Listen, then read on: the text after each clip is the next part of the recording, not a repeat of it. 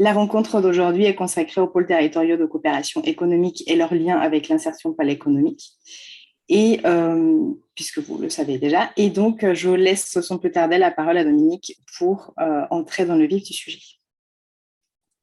Merci Maria. Alors bon, je comprends que vous ne m'entendiez pas très bien ou que ça grésillait un peu. Il semblerait qu'il y ait malheureusement des travaux derrière moi ou alors ce sont mes écouteurs qui ne sont pas bons. Enfin bref, voilà, je m'excuse par avance si je ne suis pas clair. J'espère que malgré tout, il n'y aura pas trop de problèmes non plus.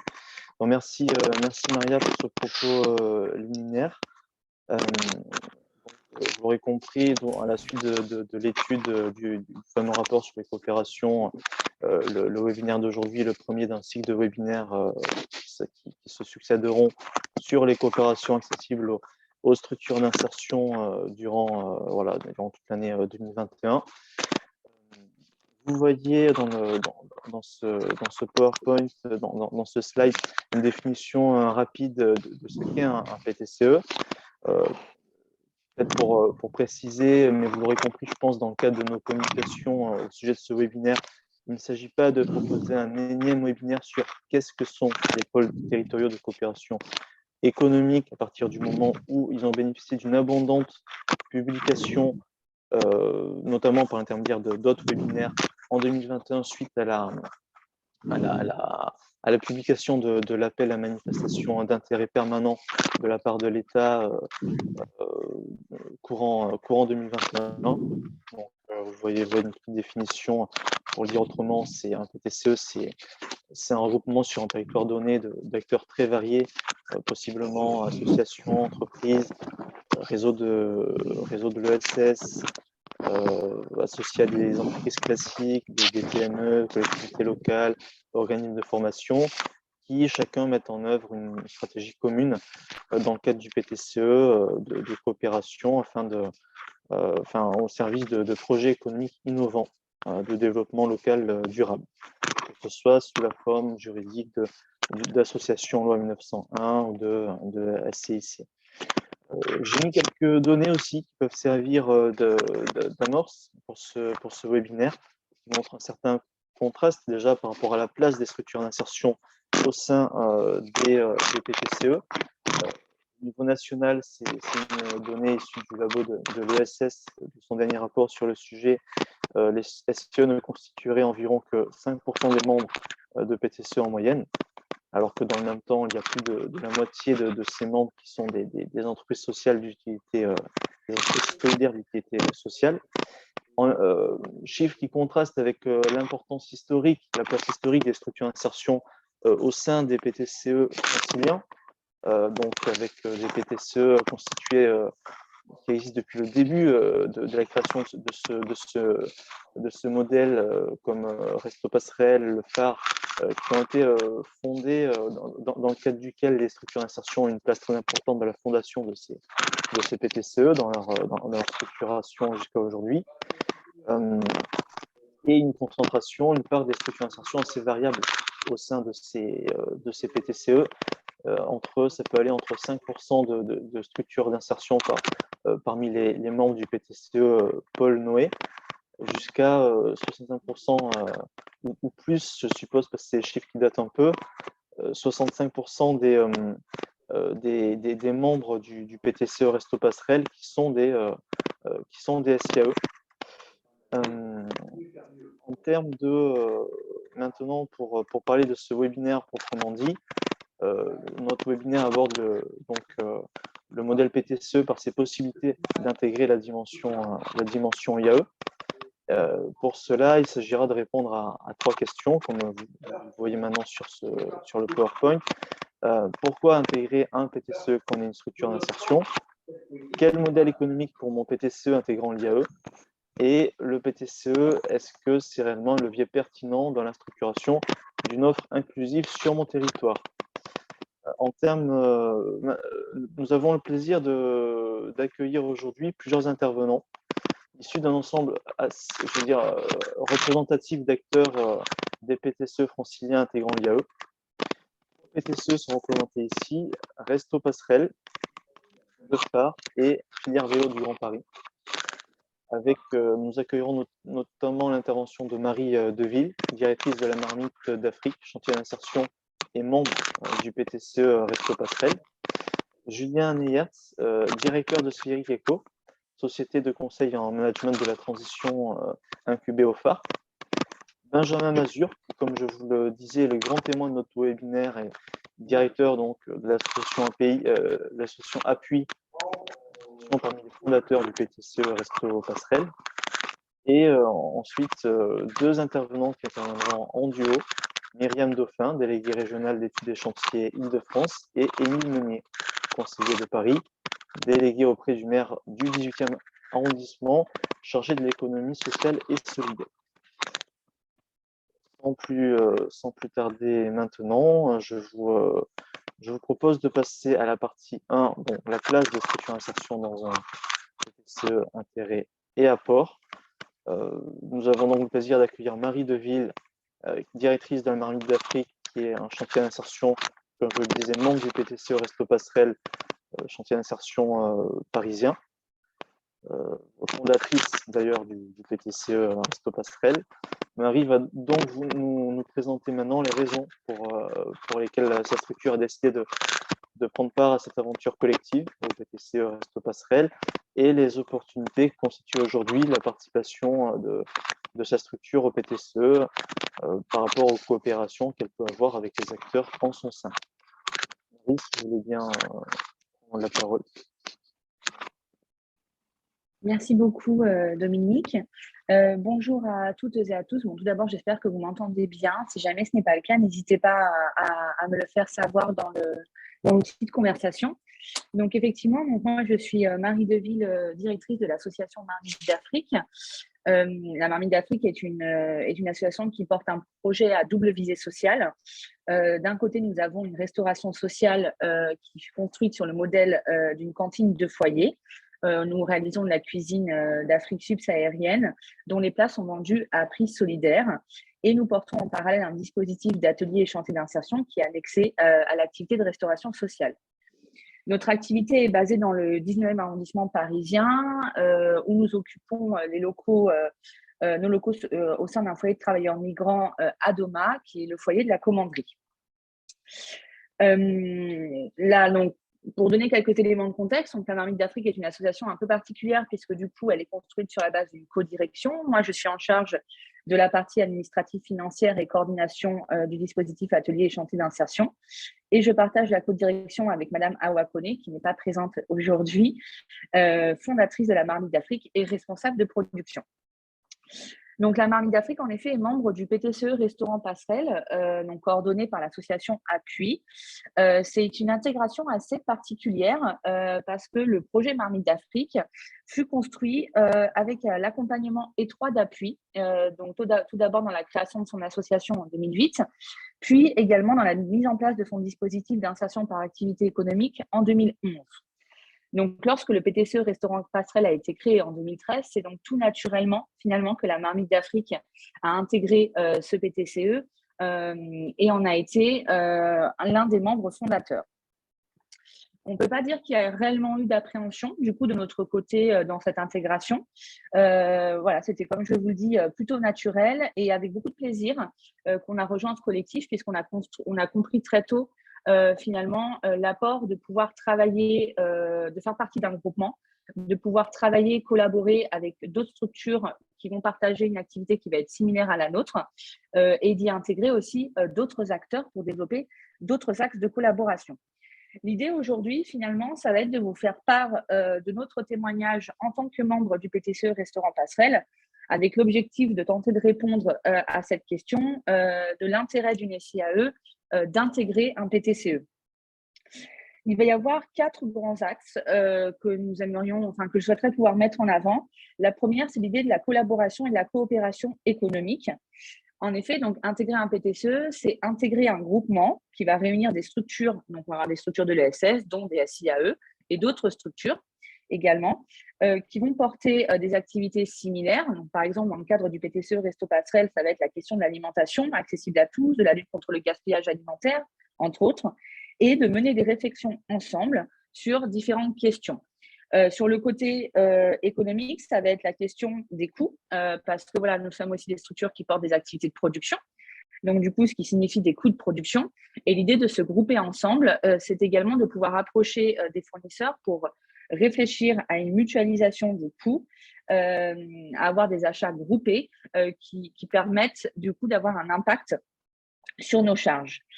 Il va y avoir aussi le volet de pouvoir co-construire ensemble des collaborations qui permettent de répondre à des projets communs. Donc, ça ne fut pas le cas de la Marmite d'Afrique pour le moment, mais il y a d'autres structures membres du PTCE Resto Passerelle qui se sont mis en commun pour répondre à des projets et mener des activités collaboratives ensemble. Il y a aussi la notion de coopérer autour de nos activités IAE en elles-mêmes, par exemple dans nos projets d'accompagnement. Dans le cadre du PTCE Resto Passerelle, pour vous donner une idée concrète, il y a eu pendant un bon moment des réunions qui furent organisées qui ont permis aux différents chargés d'accompagnement des structures de pouvoir se réunir pour échanger sur des pratiques et aussi pour pouvoir construire ensemble des solutions mutualisées qui répondent au processus d'accompagnement spécifique à chacune des structures. Par exemple, on avait mis en place des ateliers de simulation d'entretien d'embauche qui permettaient aux salariés en insertion en parcours de pouvoir être reçus dans d'autres structures avec un autre regard et de se préparer à la sortie en emploi, ou également la mise en place des stages.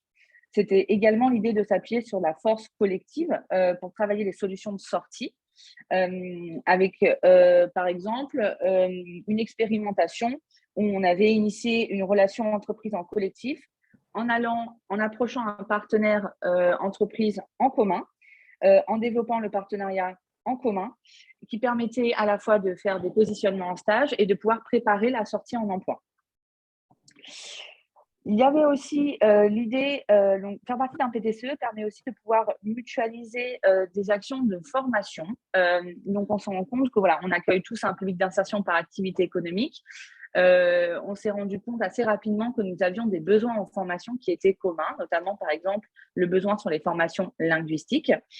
Et il a été mis en évidence assez rapidement que nous pouvions également nous mutualiser entre structures d'insertion par activité économique pour mettre en place des actions de formation mutualisées qui permettaient à chacun de positionner des salariés en insertion en parcours sur une action linguistique commune.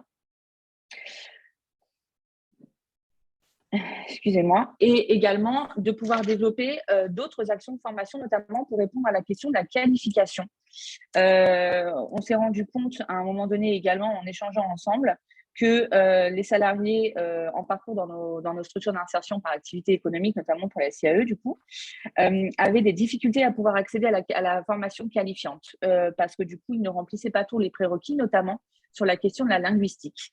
De ce fait, il y a eu également une réflexion commune qui a été menée et la mise en place d'une action mutualisée pour permettre la validation d'un titre professionnel, donc permettre à nos salariés en insertion d'accéder à la qualification, en mettant en place un parcours qui va être plus adapté, en réfléchissant du coup tout le déroulé pédagogique, ce qui a permis également du coup au centre de formation d'intégrer par la suite ce PTCE Restaurant Passerelle, donc du coup d'élargir au fur et à mesure ses membres.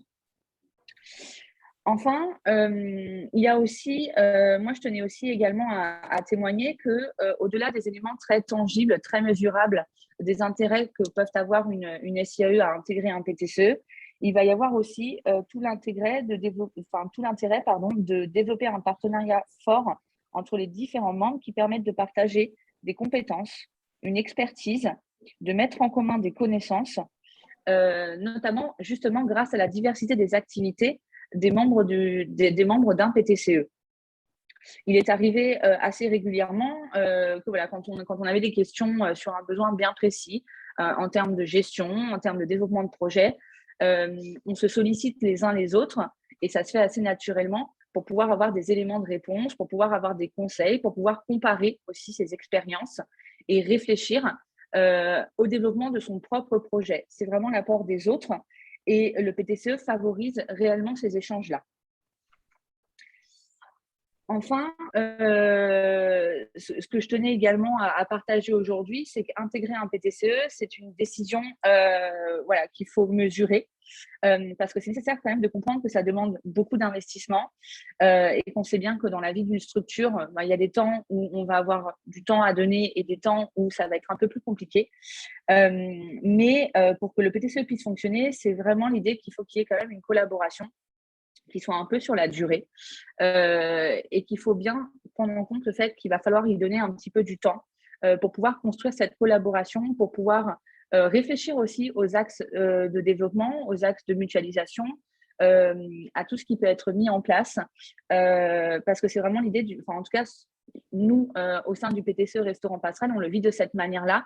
C'est une collaboration où en fait, il va y avoir des idées qui vont venir à la fois des structures qui vont coordonner ce PTCE, mais aussi des membres.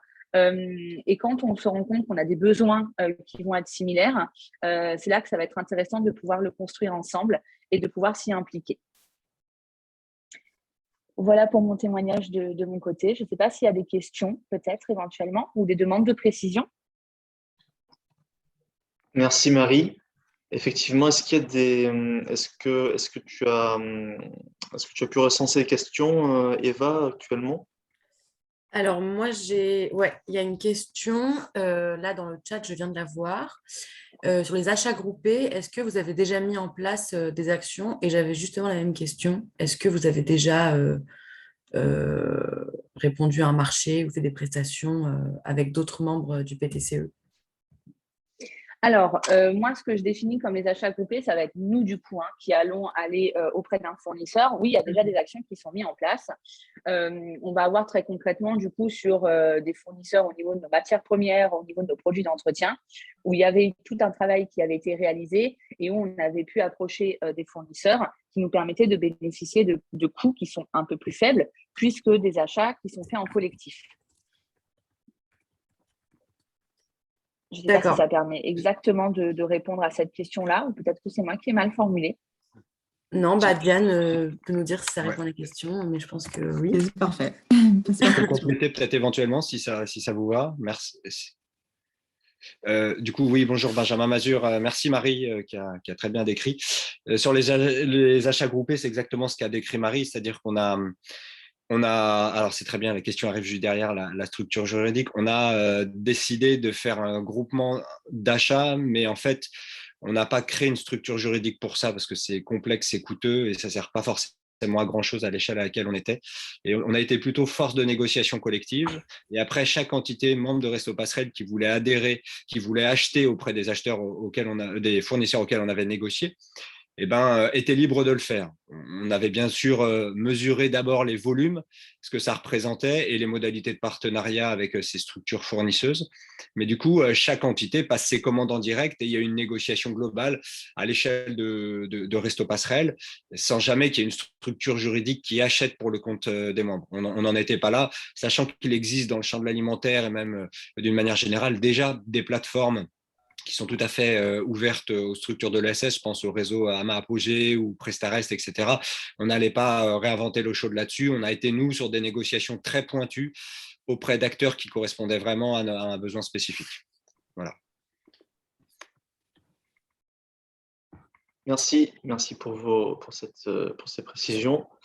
Maintenant, je vous propose… Pardon, je peux poser une petite question? Oui, vas-y. Comment, en fait, quand vous donnez l'exemple des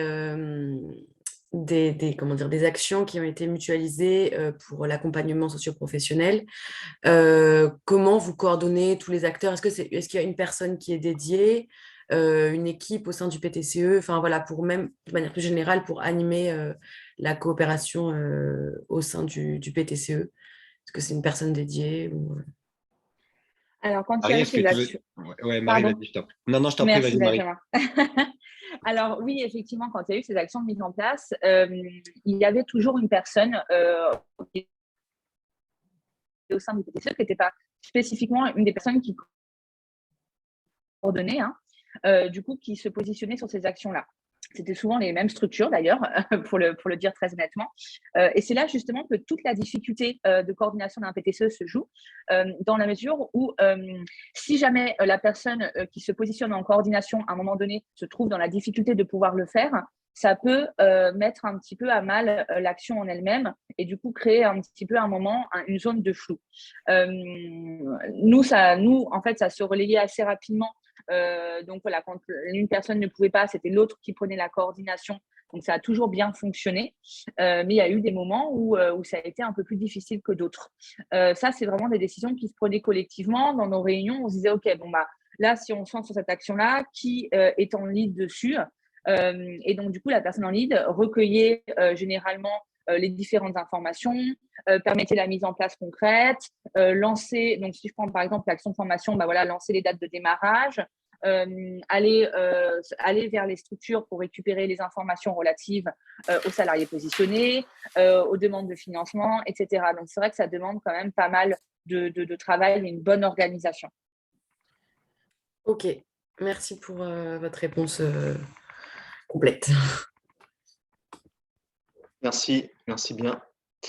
Donc, encore désolé pour la qualité de l'audio quand je parle. J'espère que ça va mieux depuis que je n'ai plus ces écouteurs.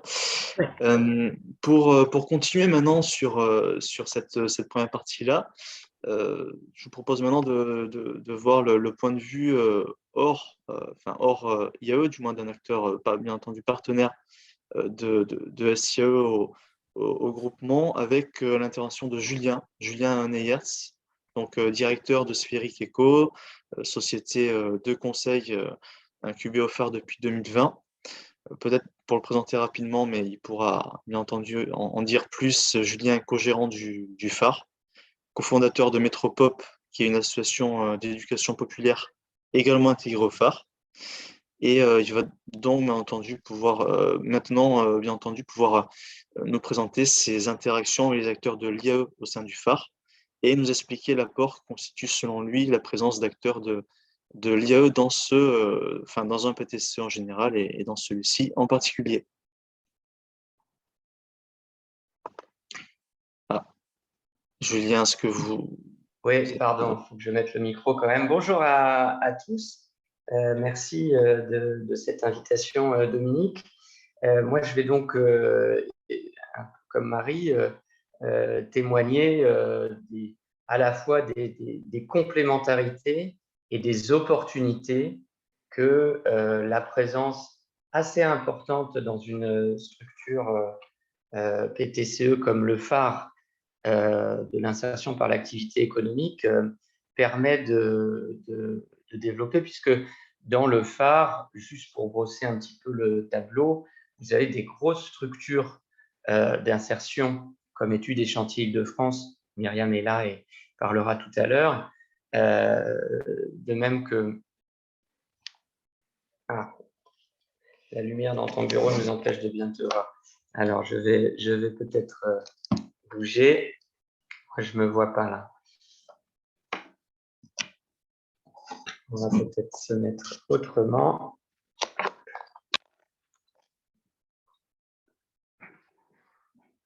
Excusez-moi. Alors, est-ce que c'est mieux là? Bon, je poursuis. Oui, très bien, très bien. Désolé.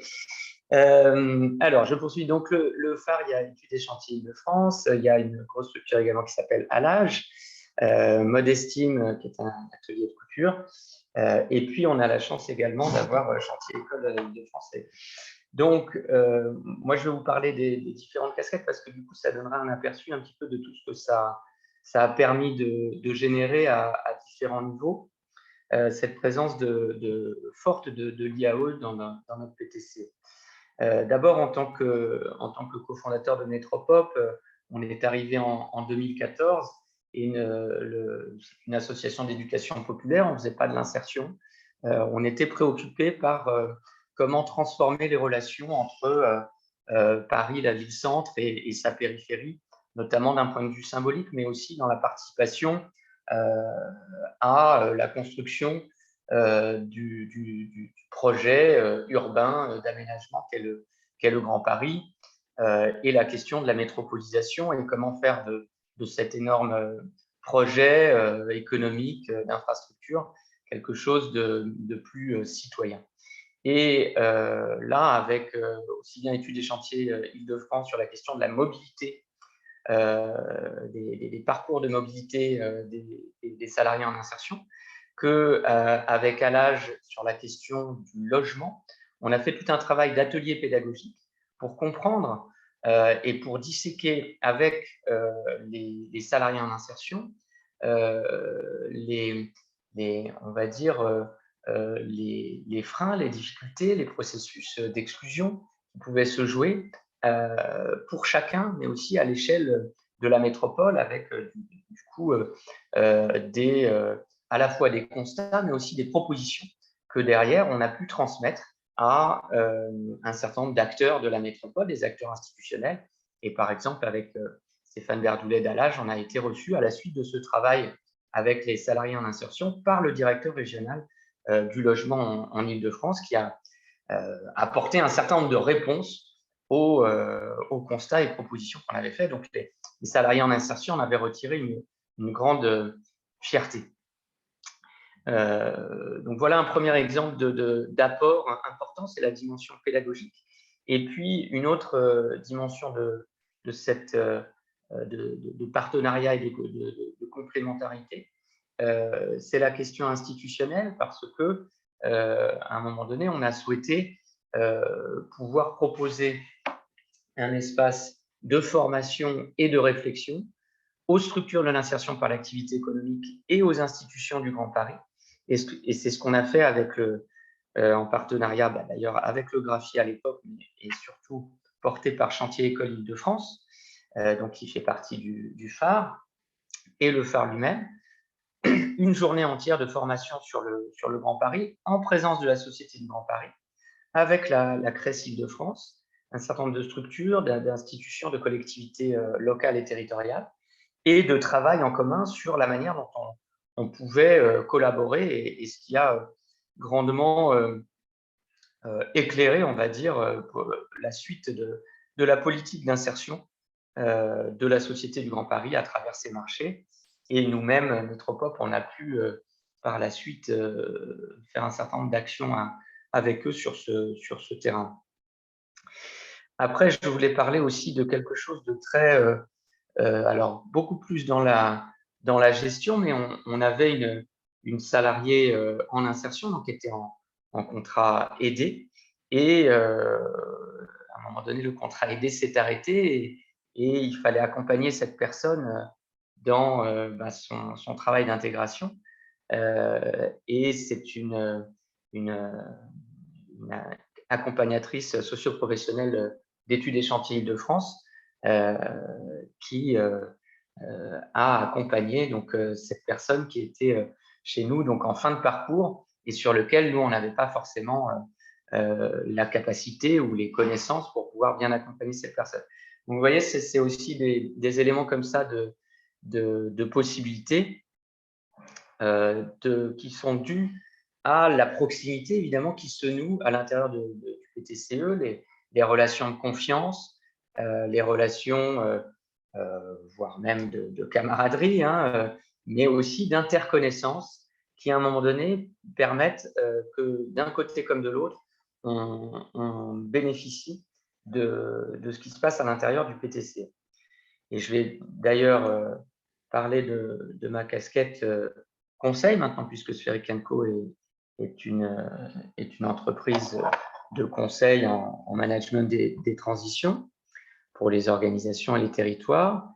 Et sur cette casquette-là, eh bien, là aussi, des complémentarités, ou en tout cas des opportunités se sont offertes, puisque j'ai effectué donc c'est moi qui suis à l'origine de cette entreprise, une première mission pour Études et Chantiers Île-de-France en matière d'analyse des pratiques professionnelles, et qui a donné lieu à tout un travail de transformation interne avec aussi bien des encadrants techniques que des accompagnateurs socioprofessionnels, sur la base de leur analyse des pratiques, pour pouvoir améliorer un certain nombre de processus qui étaient apparus comme étant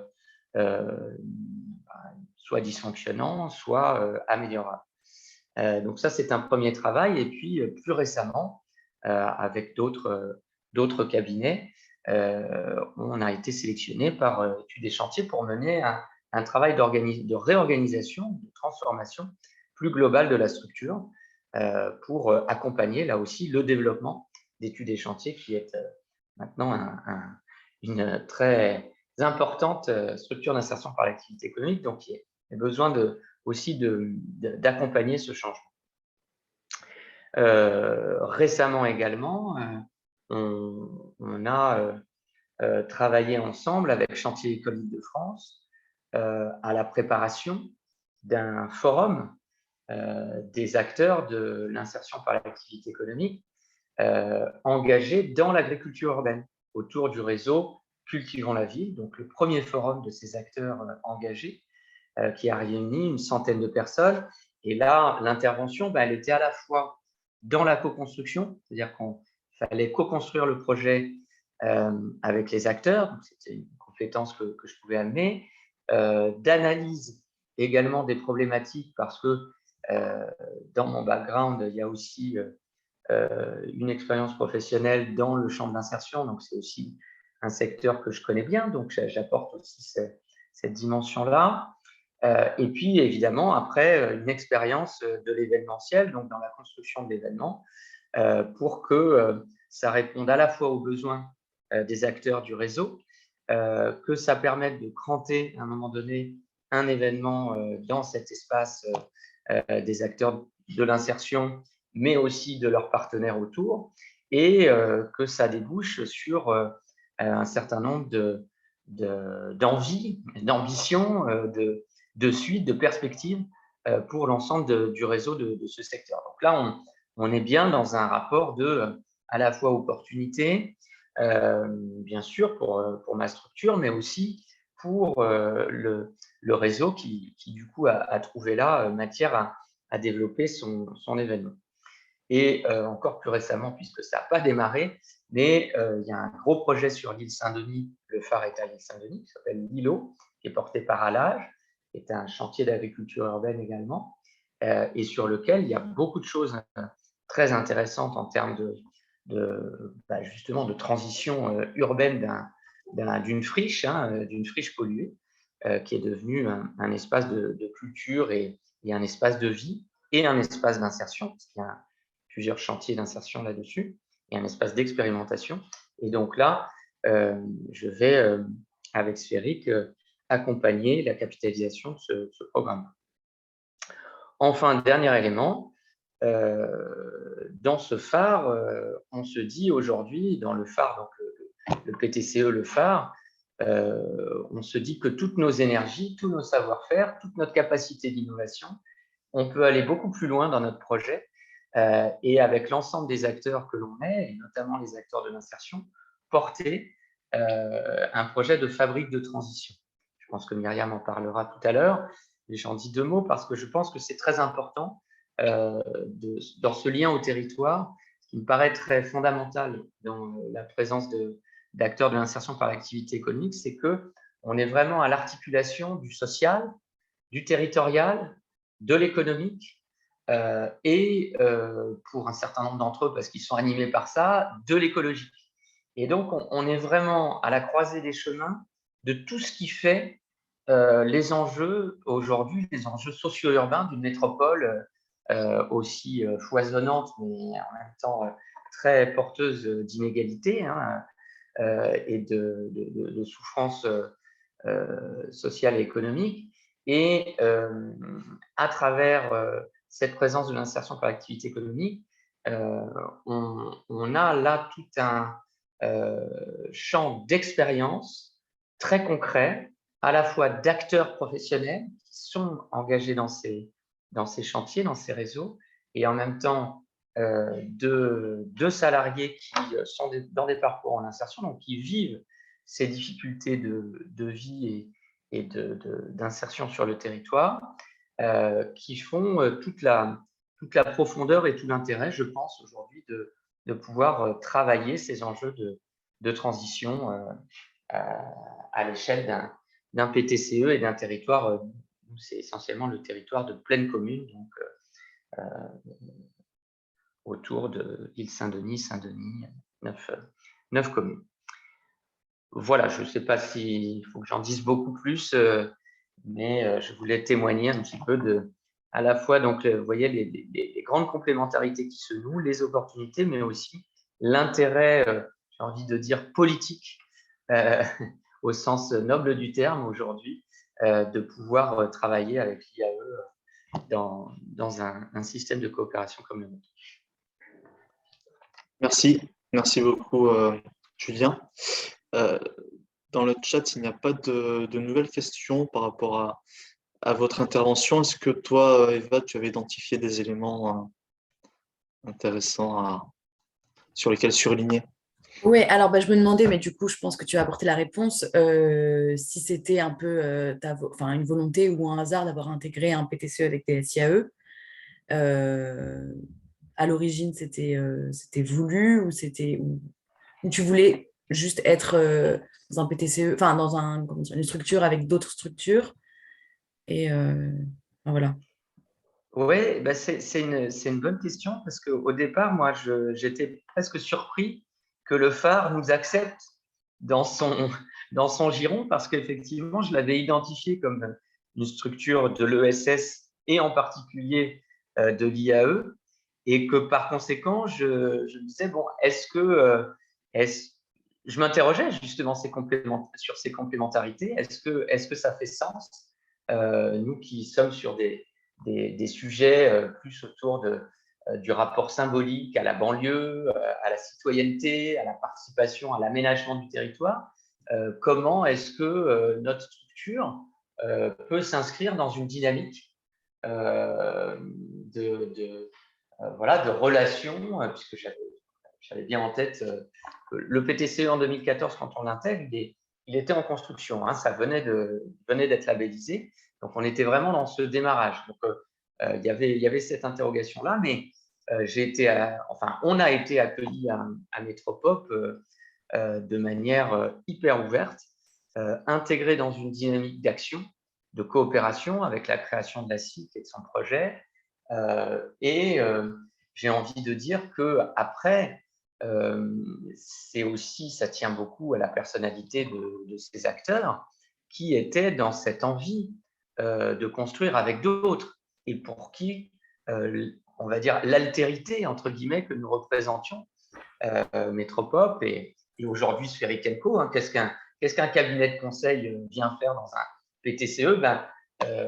En réalité, je crois que c'est justement dans la proximité, la disponibilité, mais aussi des enjeux de bienveillance réciproque et de partage d'un certain nombre de valeurs sur lesquelles on se retrouve et qui fait que, par ailleurs, comme je l'ai dit, moi j'ai travaillé pendant 8 ans dans l'insertion socio-professionnelle, donc c'est quand même un secteur que je connais bien, mais je pense qu'au-delà de ça, c'est vraiment dans un PTCE, il y a des valeurs qui se construisent et c'est ça qui vont souder la force du partenariat dans des intérêts communs, avec des rapports de confiance et une compréhension bien, je crois, partagée de ce que chacun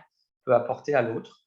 Et je crois, pour le dire vite, pour maintenant ma structure Spheric & Co, je pense que c'est par rapport à d'autres cabinets de conseil, en tout cas, le fait d'être intégré ici, ça complète un peu ta question par rapport à l'origine de notre travail.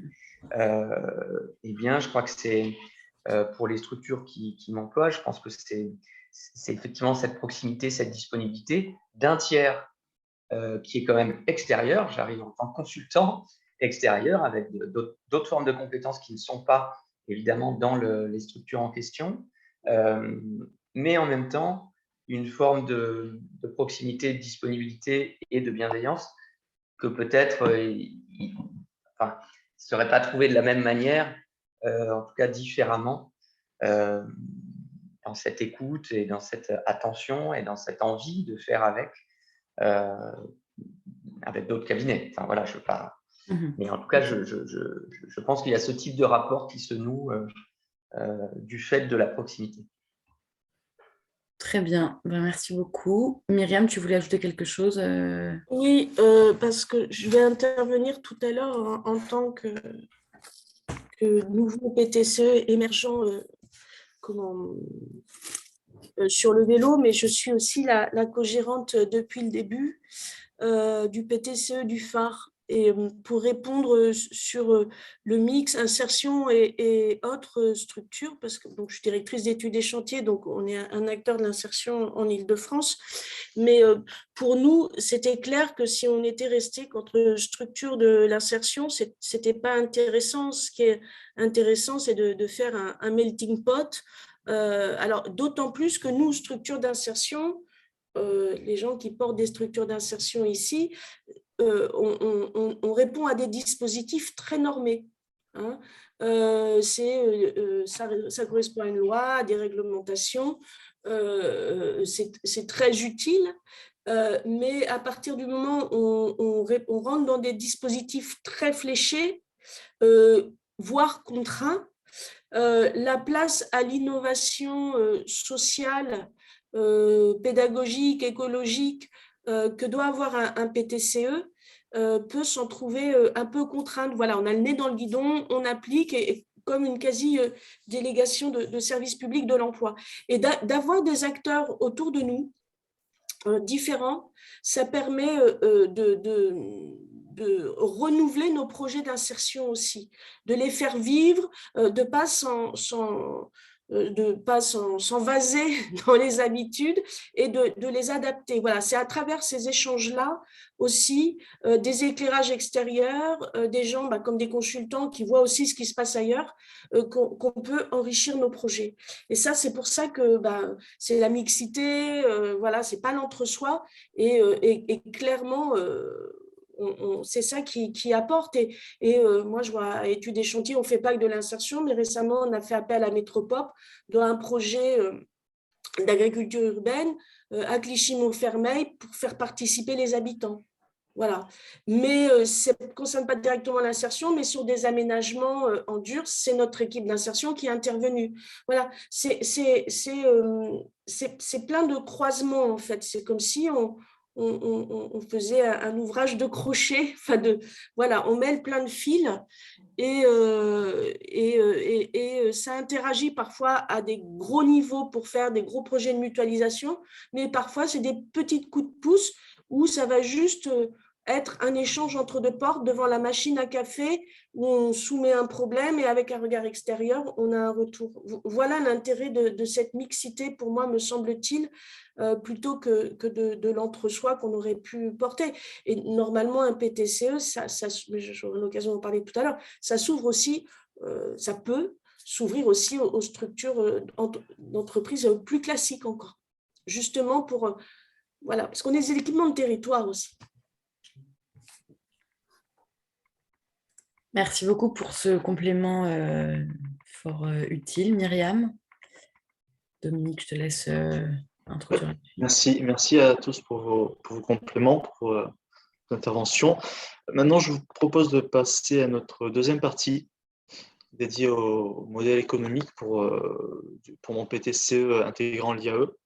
Vous avez pu déjà l'apercevoir lors d'un précédent slide, la démarche de création, puis de consolidation et tout simplement de gestion du PTCE nécessite des moyens assez importants et majoritairement à ce jour des moyens financiers externes à ceux des acteurs IAE et des acteurs tout court parties prenantes. Les subventions publiques étant notamment des ressources majoritaires dans le fonctionnement économique des pôles, que ce soit lors de la phase d'amorçage, mais aussi pour permettre leur pérennisation. Une aide des pouvoirs publics, un appui qui a été plus que fluctuante ces dernières années, avec depuis 2013 et le lancement de ce modèle, 3 appels à projets ministériels avec plusieurs vagues de création de PTCE à la clé en 2013, en 2015 et en 2021. qui ont apporté des appuis financiers importants au démarrage, mais qui ont des fois été suivis de rien, ou du moins pas d'interruption de financement, notamment en 2016, entre 2016 et 2021, où en 2021, comme je le disais, il y a eu une relance avec ce nouvel appel à manifestation d'intérêt pour les PTCE, pour leur création et leur stabilisation. Donc, c'est une instabilité qui a pu freiner la constitution de PTCE dans les territoires, mais qui a également été vecteur de constitution de PTCE. Hein. Ces trois appels à manifestation d'intérêt ont tout de même permis parce que de beaux projets émergent. Donc maintenant, je vais laisser la parole à Benjamin Mazur, qui va nous éclairer sur ce que représente un PTCE en termes de coûts financiers, en termes de quelles sont les ressources mobilisables par les porteurs de projets, et également à moyen terme au stade de la structuration. Et oui, juste peut-être pour préciser avant que vous interveniez, Benjamin est l'auteur d'une étude fort intéressante sur la place des structures d'insertion dans les PTCE, que je vous encourage à consulter, que je vais vous mettre d'ailleurs dans le chat. Merci. Bonjour, merci. Petite précision, cette étude, c'est une étude aussi en coopération, puisque c'était PTCE Resto Passerelle et PTCE Phare qui l'avions mené ensemble. Donc, il y a de la coopération aussi inter-PTCE. C'était une étude commanditée par la Directe en 2014 il y avait une interrogation sur l'émergence des PTCE et la présence d'IAE. Voilà, c'est un peu dense, mais on a fait une synthèse de 32 pages qui est peut-être plus accessible. Merci pour cette proposition de participer. Alors, le terme de modèle économique pourrait nous emmener à des débats sans fin. On va très vite trancher sur le sujet. Là, moi, je ne suis pas là pour vous présenter un compte de résultats ou un business plan prévisionnel d'un PTCE, parce qu'il n'en existe pas. C'est-à-dire qu'on ne peut pas dire il y a un modèle ou deux, trois modèles, et je vous dirai exactement à l'euro près ce que ça donne. Vous l'avez compris, c'est comme tout regroupement. Je préfère aborder les choses sous quelle grille de lecture on peut avoir, et après je réponds volontiers à des questions, mais quelque chose d'aussi mouvant, d'aussi sur mesure qu'un PTCE, on ne peut pas sortir un espèce de business model prépensé, et surtout un modèle économique, ça ne se résume pas à des charges et des produits financiers. Voilà. Du coup, pour appréhender le modèle économique d'un PTCE, notre approche, qui n'est pas du tout exhaustive, qui n'a pas vocation à être une espèce de loi, serait plutôt d'abord de regarder quelle est la proposition de valeur, c'est-à-dire qu'est-ce qu'apporte le PTCE en termes de services, de biens, de solutions intégrées. Bref, qu'est-ce qu'il amène? Parce que du coup, c'est une entité au service d'un certain nombre d'acteurs. Donc, on va essayer de regarder ensemble quelles peuvent être les propositions de valeur. Ensuite, quelles ressources mobiliser dans ce système de contraintes? Oui, parce que du coup, on fait une proposition de valeur qui répond à des enjeux, à des contraintes, et puis on abordera ensemble très rapidement quel mode de financement de ces ressources. Voilà. Je veux bien qu'on passe à la slide d'après, s'il te plaît, Dominique, parce que du coup, je ne contrôle pas. Merci. Alors, les propositions de valeur des PTCE, donc ce qu'on observe nous modestement, hein, on fait ça depuis 2014, mais voilà, on ne prétend pas avoir la vérité. Les propositions de valeur, finalement, c'est les raisons d'être de ces coopérations. Alors, la première, elle est assez évidente, elle a déjà été illustrée par les précédentes interventions. C'est de la mutualisation de moyens, de ressources, de services. En gros, on est un peu sur une coopération technique au service des membres. Donc, on identifie ensemble qu'il faut mutualiser un poste pour faire ceci, mutualiser des locaux ou composer un service ensemble pour le bien de ses membres. Donc, on voit bien ce que ça peut concrétiser pour des SIAE. La mutualisation de projets, qui est une autre raison d'être de la coopération. Là, on cherche une complémentarité entre des membres pour créer des nouvelles activités. Donc, ce n'est pas exactement la même chose, c'est-à-dire qu'on se met les uns et les autres ensemble pour faire émerger quelque chose de nouveau, qui n'est pas forcément, du coup, une ressource directe à l'activité préexistante. Et enfin, il y a ce qu'on identifie, nous, être une coopération stratégique. Pourquoi un PTCE naît parfois? En fait, c'est au-delà des besoins des membres qui composent le PTCE, en fait, il y a participé à une dynamique de développement du territoire et un certain nombre de PTCE qui sont nés, qui ont fait naître le mouvement de cette coopération économique sont là-dessus, pour être au service du développement d'un territoire et pas que de son entité en soi. Voilà les différentes propositions de valeur qui peuvent caractériser le modèle économique d'un PTCE. Juste peut-être une petite précision là-dessus, c'est pas l'un ou l'autre. C'est évidemment il y a des PTCE qui agencent les trois, mais quand on a une ou plusieurs de ces propositions de valeur, évidemment les modalités de financement de tout ça ne sont pas les mêmes. On va voir ça juste après. Merci.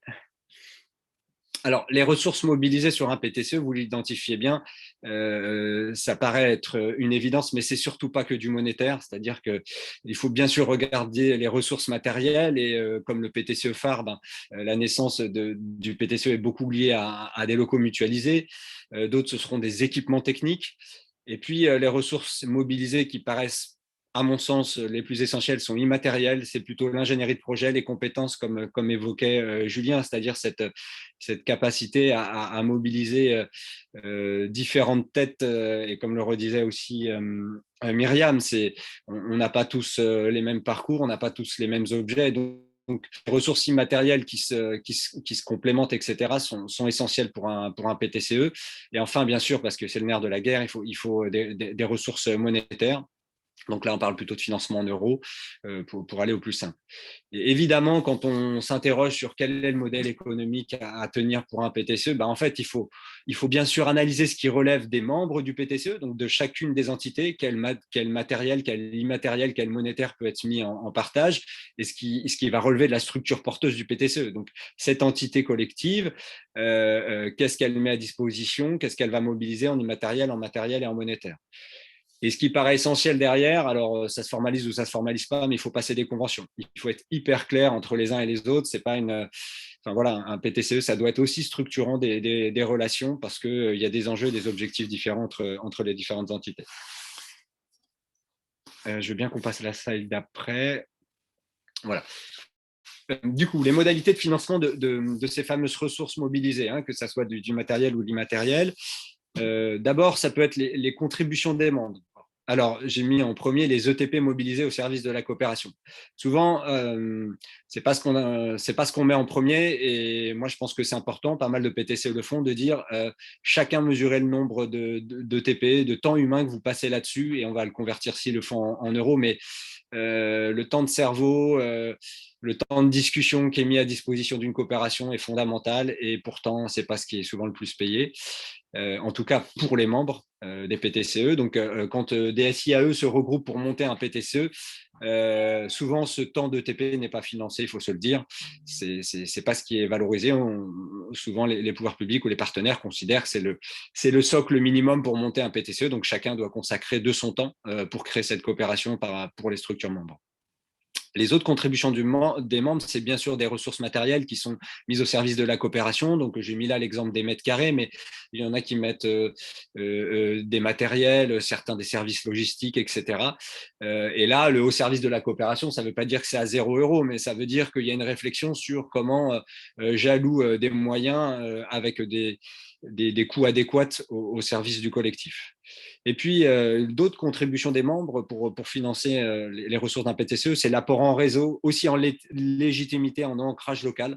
C'est parce que vous êtes des SIAE reconnus sur votre territoire que tout d'un coup, votre démarche collective de coopération est reconnue parce que vous avez déjà fait un taf localement, on vous reconnaît sur ce que vous savez faire. Et en fait, ça, c'est difficile à mesurer, bien sûr, en euros. Mais par contre, c'est essentiel. C'est-à-dire que des PTCE parachutés ou qui se montent sans qu'il y ait véritablement eu de l'ancrage local ou de la légitimité, ça rame beaucoup plus que là où il y a déjà eu de la reconnaissance d'un travail de terrain tel que le mènent les SIE.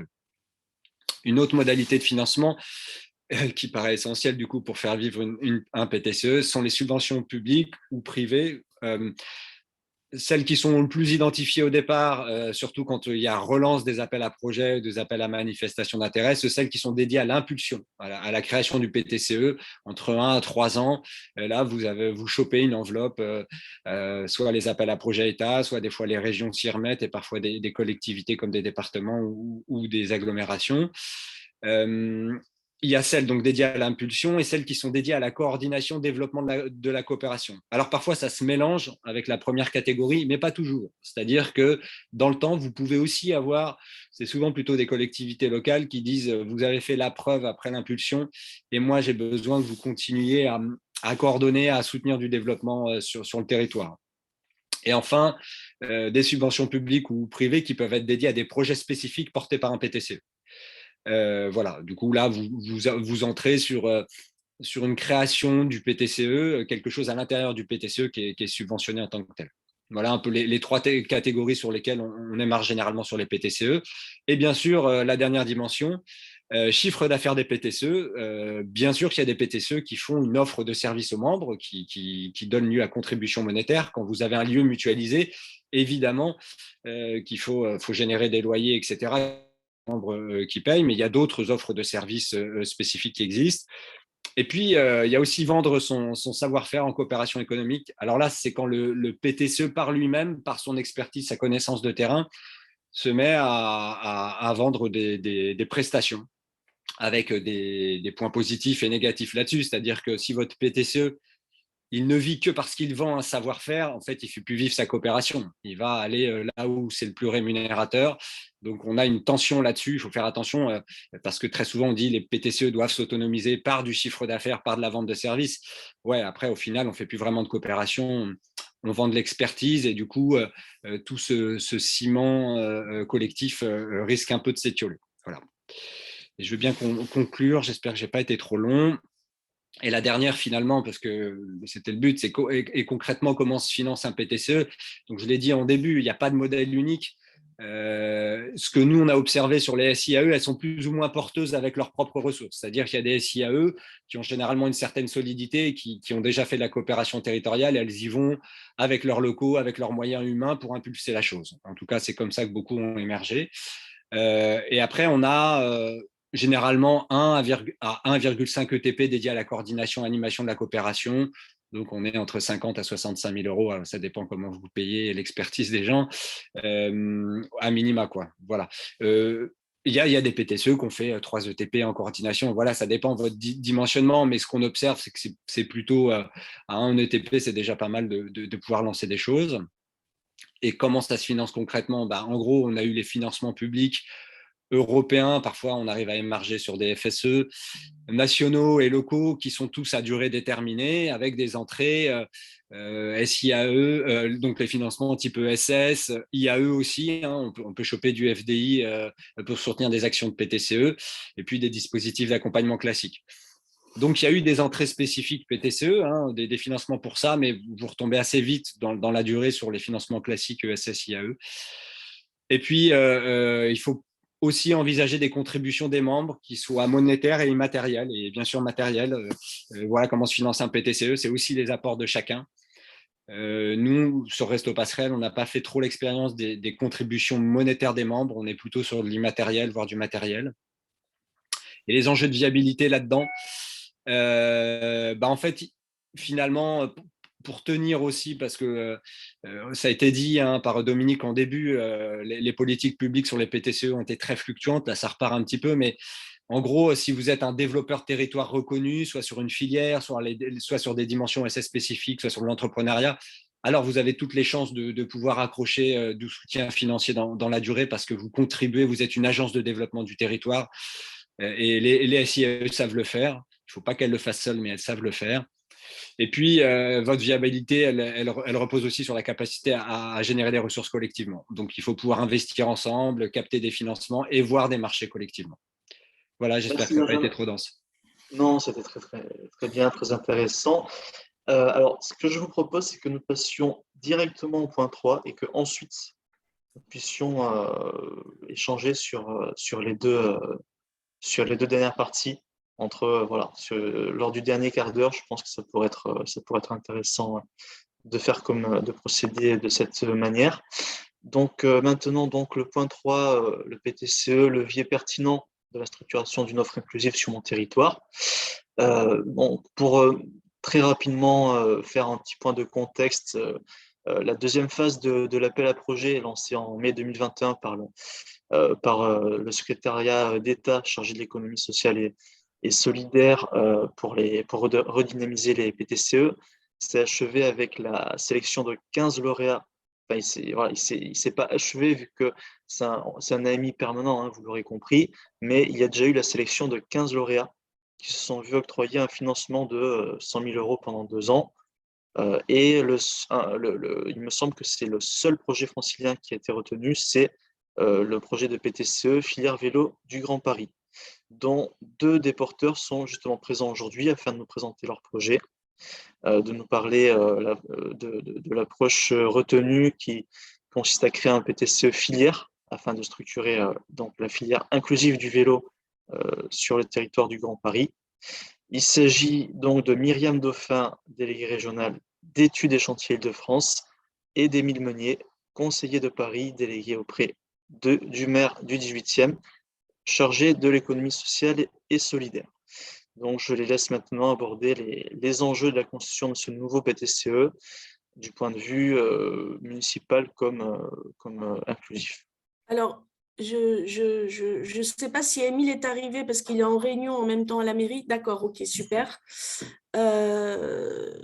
Ce que je propose, c'est de faire un petit historique, l'origine un petit peu je vous dirai pour les slides. Attends, tu peux encore la garder, Eva. Voilà. Un peu l'origine de ce projet et voilà les attendus. Et puis, je laisserai Émile parler plutôt de ce que ça représente pour le territoire, puisque non seulement il est conseiller de Paris, mais il est aussi à la métropole. Donc, moi, je suis directrice de l'association Études et Chantiers Île-de-France, là, qui porte plusieurs structures d'insertion, ACI et EI en Île-de-France. Je suis par ailleurs membre co-gérante du phare depuis le début, et vous verrez que dans notre histoire, ça n'a pas été négligeable. Voilà, donc, et puis, voilà, c'est à peu près tout. Je suis membre aussi de Chantier École.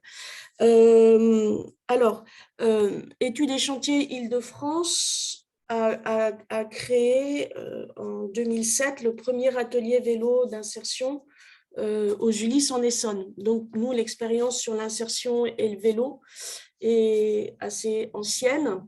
Et à ce jour, on a 8 ateliers vélo sur l'Île-de-France, un autre qui va bientôt ouvrir et 2 autres à l'étude. Donc, je dirais que le vélo a le vent en poupe. Et en termes de structure d'inclusion, mais pour les collectivités, c'est, je pense, pas seulement un outil d'inclusion, mais c'est un outil de politique de mobilité douce, mais sans doute Émile pourra mieux le préciser que moi. Et donc, on est un des acteurs, mais évidemment, le projet de PTCE, c'est de la coopération. Et il y a d'autres acteurs qui sont à l'origine. Donc, il y a Carton Plein, qui est une structure d'insertion et plutôt orientée sur la cyclologistique. Et la Petite Roquette, qui est une ressourcerie, qui porte un atelier vélo qui s'appelle La Cyclette et qui porte aussi, depuis peu, je crois, un dispositif d'insertion. Donc, à l'origine, on est des acteurs du réemploi autant que des acteurs de l'insertion. Voilà. Hein, donc et en 2017, la ville de Paris lance un AMI, un appel à projet qui s'appelle Paris Fabrique et qui est pour vocation de développer les métiers de la fabrication en lien avec l'économie circulaire, les mobilités douces. Et il y a plusieurs acteurs de la mobilité qui veulent déposer un projet de formation autour, alors c'était autour de la formation, hein, de former des gens, de développer ces filières par la formation. Et on est plusieurs acteurs à proposer des actions autour du vélo pour les personnes éloignées de l'emploi essentiellement, éventuellement pour des personnes en reconversion. Donc, on a réfléchi sur des référentiels pédagogiques et puis, assez naturellement, on s'est mis en consortium. Alors, pour moi, mais pas moi en tant que Myriam Dauphin, mais en tant qu'étude et chantier, l'expérience de la coopération au phare nous a très vite conduit à dire non, non, mais il ne faut pas qu'on aille chacun dans son coin, il faut qu'on se regroupe avec d'autres acteurs.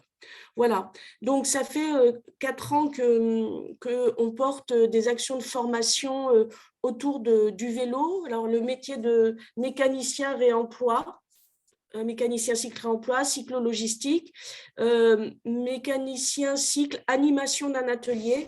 Voilà, parce qu'il existe déjà des formations de mécanique, mais nous, on avait besoin de l'adapter aux besoins du moment, de ne pas être seulement sur un rail, mais de croiser plusieurs aspects qui sont l'économie circulaire, l'insertion, la mobilité douce. Voilà. On ne le fait pas seulement pour l'insertion ou seulement pour le développement de la mobilité. C'est une approche systémique, ça doit être global. Voilà, donc c'était l'idée. On a eu un financement de la région, on s'est monté en consortium, et puis dès le début, dès 2018, on s'était dit, mais ça pourrait donner une école des métiers du vélo. Voilà, on avait quelques formations, peut-être un peu disparates, et comment... et puis, voilà, c'était un peu dans notre idée, dès le début, d'un moment de regrouper tout ça. Et puis, quand la région a lancé un appel à projet de formation, pareil, économie circulaire, métier de demain, on s'est aperçu qu'il y a d'autres structures qui proposaient plus ou moins d'insertion, mais pas forcément, qui proposaient des formations autour du vélo. Et on s'est dit, ça va partir dans tous les sens et ça va être plein de petites formations. Alors, ce qu'il faut savoir, c'est qu'il y a des tas de réformes de la formation qui font que les petites structures ont un mal fou à se développer. Il faut avoir des certifications comme Calliope, c'est super lourd. Et au final, ça contraint les gens plus soit à disparaître, soit à se regrouper. Donc, on s'est dit, il ne faut pas que ça parte dans tous les sens, il ne faut pas que ce soit du saupoudrage financier, et alors qu'on fait des formations assez proches. Donc ça, c'est un premier élément. Le deuxième élément, c'est qu'on était en contact chacun de nos côtés avec des entreprises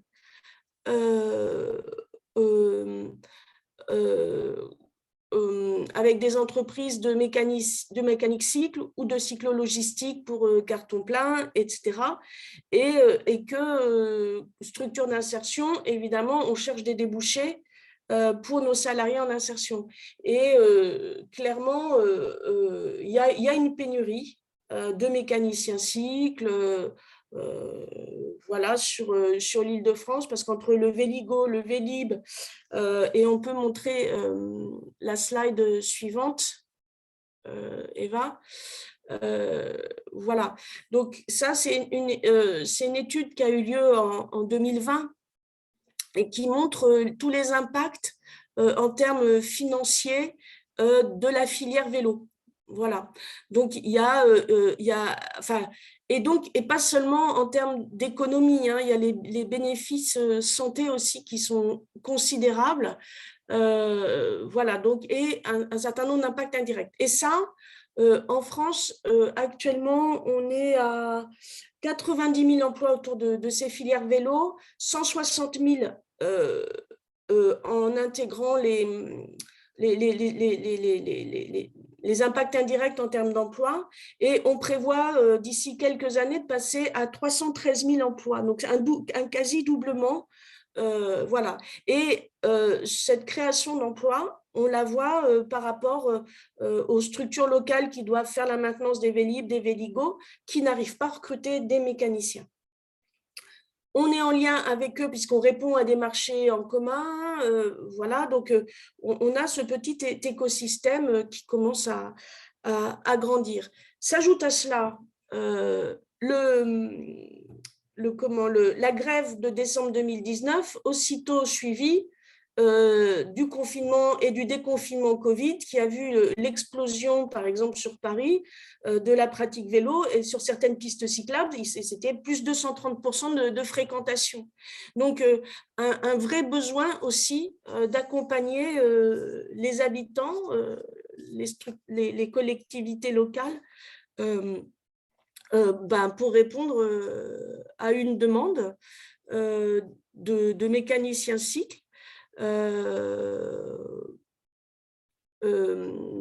des mécaniciens cycles aussi pour réparer les vélos des Parisiens. Il y a eu le coup de pouce vélo. Alors là, ça venait de partout et beaucoup de garages, de boutiques vélos se sont développés.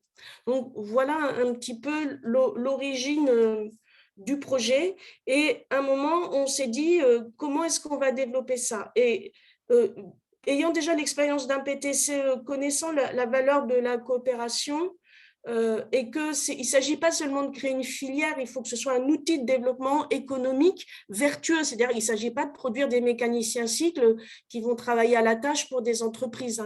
Un PTCE, ça doit être une structure de développement économique vertueuse au service du territoire, de l'ancrage du territoire, des collectivités, des habitants, et pas seulement… voilà. Donc, on a répondu à l'AMI l'an dernier, effectivement, en 2021, et on a été les lauréats franciliens de cette AMI. Voilà. Je ne sais pas si vous voulez que j'en dise plus. Est-ce que je réponds à la commande, Dominique, ou si on laisse peut-être plutôt la parole à Émile et je pourrais revenir sur… Oui, tout à fait. Non, c'est tout à fait… On peut passer juste la dernière slide, avant de donner la parole à Émile pour dire comment on conçoit Dans un PTCE, au départ, historiquement, on a des acteurs du développement économique local.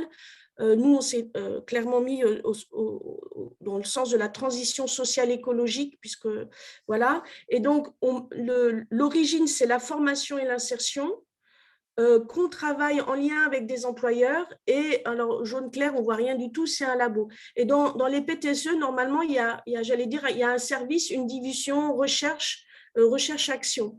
Et nous, l'expérience que j'ai du PTCE du phare, c'est que si on n'intègre pas la recherche dès le début dans un PTCE, on a du mal à le faire. On a du mal à la construire. Et donc, pour nous, la recherche, ce sera de la recherche pédagogique pour l'école des métiers du vélo, mais aussi de la recherche technologique. Les employeurs nous font part de leurs besoins pour dire, voilà, on a besoin de tel type de mécanicien, parce que le vélo, ce n'est pas seulement donner des coups de clé partout, c'est aussi, demain, on aura peut-être des freins connectés. Et donc, ça veut dire qu'il faut qu'on forme les gens au métier du vélo de demain, qui ne sont pas, qui vont intégrer du numérique, peut-être des vélos à hydrogène, je ne sais pas. Et donc, il faut qu'on adapte les formations pour ces futurs vélos. Donc, l'idée du labo, c'est d'adapter les formations en lien avec les employeurs. Et ce labo, pouvant nourrir le pôle formation, et qui va permettre sur le territoire de donner des emplois. Voilà. Et ce qu'on considère comme les facilitateurs, ça peut être les collectivités territoriales. Alors, pas seulement des gens qui financent, mais des gens qui mettent en lien. Et pour nous, c'est comme ça qu'on conçoit l'écosystème du PTCE. Je crois que c'est important de montrer ça. Merci Myriam. Donc, je vous propose, je répondrai aux questions si vous voulez, parce que c'est assez foisonnant. Oui, voilà, n'hésitez pas. Émile, est-ce que vous vouliez apporter un point additionnel à l'intervention de Myriam? Bien sûr. Merci de votre invitation. Bonjour à toutes et tous. Donc, comme ça a été dit, je suis élu de Paris, mais aussi en charge de l'économie sociale et solidaire dans le 18e, élu métropolitain. Alors, quand il y a eu le renouvellement de l'équipe municipale dans le 18e, il nous a apparu très rapidement qu'il était important pour développer l'ESS. L'ESS qui a déjà un terreau extrêmement favorable à Paris, en particulier dans le 18e arrondissement. Si vous voulez, on arrive déjà dans un territoire où il y a beaucoup de choses qui se font, beaucoup d'acteurs, beaucoup d'initiatives. Et c'est justement parce qu'il y a tous ces acteurs, toutes ces initiatives que nous, on s'est dit que c'était aussi le moment, maintenant qu'il y avait une forme de maturité de l'activité économique, sociale, de fédérer tout ça en filière. Alors, je ne veux pas vous parler des autres projets de filière qu'on a, notamment la question de la mode responsable, ou la question du réemploi, de la réparation des appareils électroménagers, mais bien de la question du vélo. Vélo qui, bon, je n'ai pas besoin de vous convaincre, j'imagine, mais dans une ville très dense comme Paris, est l'instrument idéal à la fois pour la mobilité personnelle, mais aussi pour la mobilité professionnelle. On pense naturellement à toutes les questions de logistique du dernier kilomètre, etc. Et donc, à la fois, il y a un projet politique pour développer le vélo, ça c'est clair et net, il est affirmé. On le voit notamment à travers les budgets dépensés et investis plutôt dans les pistes cyclables, les infrastructures, dans le plan local d'urbanisme qu'on est en train de réviser, mais déjà dans la précédente modification, on avait fait énormément de réserves pour faire des petits entrepôts logistiques pour mailler le territoire et éviter les grosses livraisons par camion. Et on va continuer à le faire. Vous voyez, on est vraiment sur un développement du vélo sous toutes ses formes. Et en plus, on est sur un territoire qui connaît quelques difficultés en termes de chômage, de conditions sociales, et donc on a une vraie volonté de créer de l'emploi local autour de ces métiers d'avenir. Et en plus, si je peux continuer à faire la promotion de mon territoire, on est par nature dans une dimension métropolitaine, puisque on est un arrondissement limitrophe, et qu'on a aussi comme projet, alors à quelle perspective, ça c'est pas encore dit, mais de casser cette barrière artificielle qu'est le périphérique pour créer des vraies liaisons métropolitaines. Là aussi, dans la révision du plan local d'urbanisme qu'on est en train de mener, qui est un chantier immense, on a tout un projet de faire ce qu'on appelle les coutures urbaines entre Paris et les villes limitrophes. Et dans le 18e arrondissement, on en a 2, 3 même. Voilà donc en fait le cadre général dans lequel on s'inscrit. Et on s'est dit comment on démarre pour créer cette filière. La chance aussi qu'on avait, décidément on est chanceux dans le 18e, c'est qu'on avait déjà des acteurs autour du vélo. Donc Myriam avec Solicycle, le carton plein qui fait de la livraison, de l'insertion. On a aussi Olvo. Olvo, c'est une entreprise collaborative et une coopérative qui fait de la livraison vraiment à un niveau quasiment industriel, mais comme toute coopérative, en faisant participer ses salariés, ses coopérateurs à la gouvernance, et en évitant l'écueil qu'on connaît tous et qu'on veut tous éviter de ces livreurs qui sont payés à la tâche et qui sont quelque part une régression sociale par rapport au droit du travail. Donc, je cite les principaux, mais on en a d'autres. On a une multitude de réparateurs de vélos qui s'ouvrent, des fois sous forme associative, etc. Donc, on s'est dit, là, vraiment, on a tout, il n'y a plus qu'à appuyer sur le bouton. Et le PTCE, c'est on va dire, l'occasion, l'outil, la caisse de résonance qui va permettre de créer de la cohérence dans tout ça avec un objectif partagé. Et le vaisseau amiral, si j'ose dire, Myriam, de ce PTCE, c'est évidemment l'école des métiers du vélo. Puisque là, on a à la fois l'aspect développement, recherche, etc., et à la fois un lieu qui fédère. Nous, on le souhaite dans le 18e, que ce soit un lieu très ouvert, partagé, où tout le monde peut venir à la fois pour se former, mais aussi échanger. Et d'ailleurs, on est en train là de travailler sur un urbanisme transitoire, c'est-à-dire quels locaux d'occupation temporaire on pourrait mettre à disposition pour permettre de lancer cette école.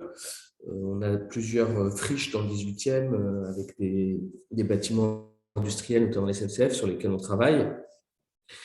Et donc c'est là-dessus qu'on veut aider cette maison à ouvrir, cette école, pardon. et qui va servir voilà, de lieu, de plateforme de développement de tout ce qu'on veut faire autour du vélo. Donc nous, on est très contents d'avoir ces acteurs, en premier lieu Myriam, qui a la motivation, l'énergie. En tant qu'élu, nous, ce qu'on veut, c'est évidemment être des facilitateurs, à la fois en termes de locaux, de subventions, d'accompagnement, de mise en relation avec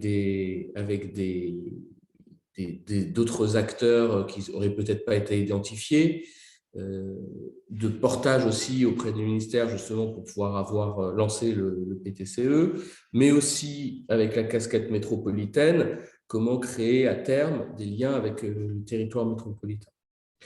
Donc pour nous, c'est vraiment, on est ravis parce qu'on a les idées claires sur ce qu'on veut, on a les acteurs pour le faire, maintenant on a l'outil pour le faire. Voilà, il y a, comme si j'ose dire, il n'y a plus qu'à.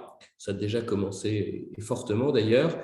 Et donc, on a bon espoir que ce projet aboutisse dans des bons délais et qu'ensuite puisse s'aimer, se développer et voler de ses propres ailes.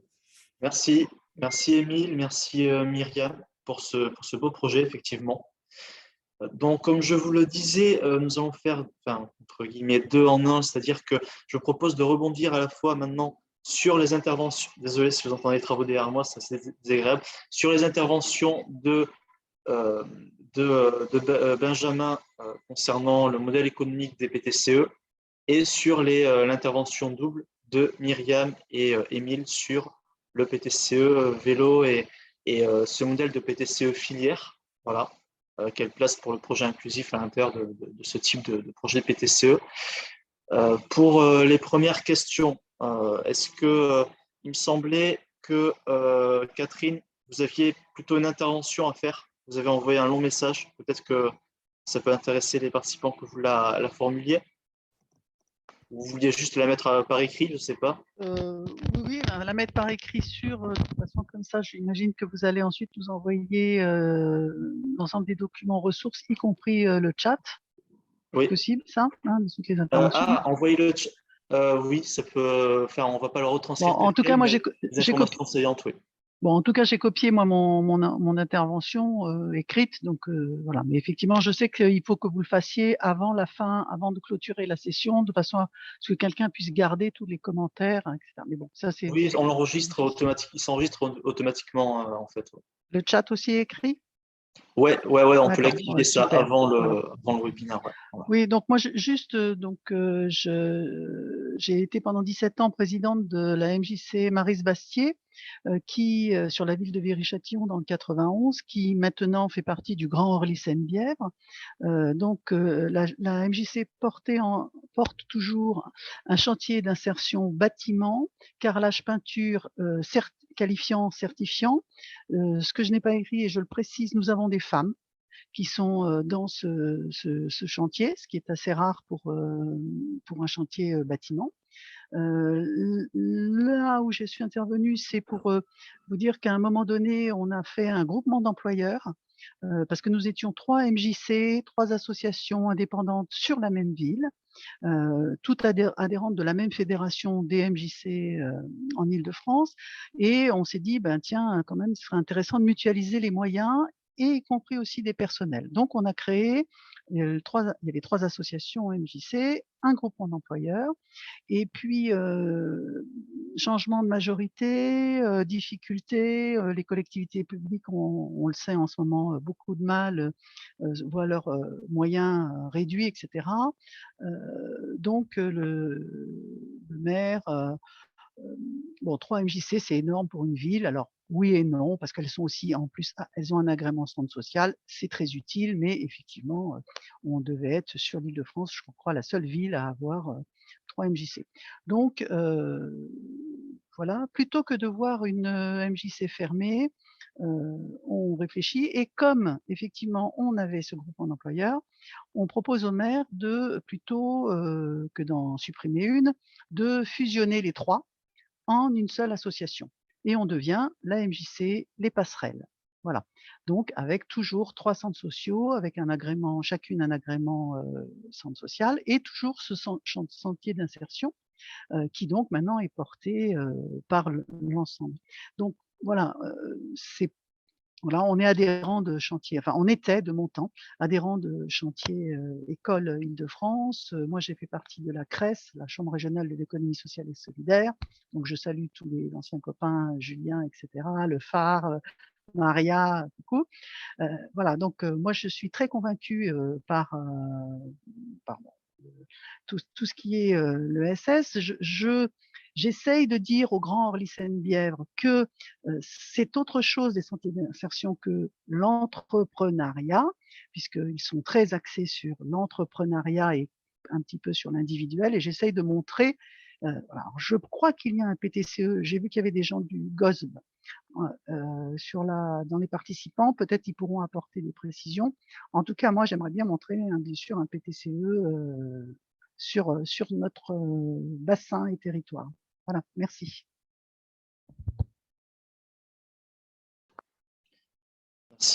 Merci Catherine.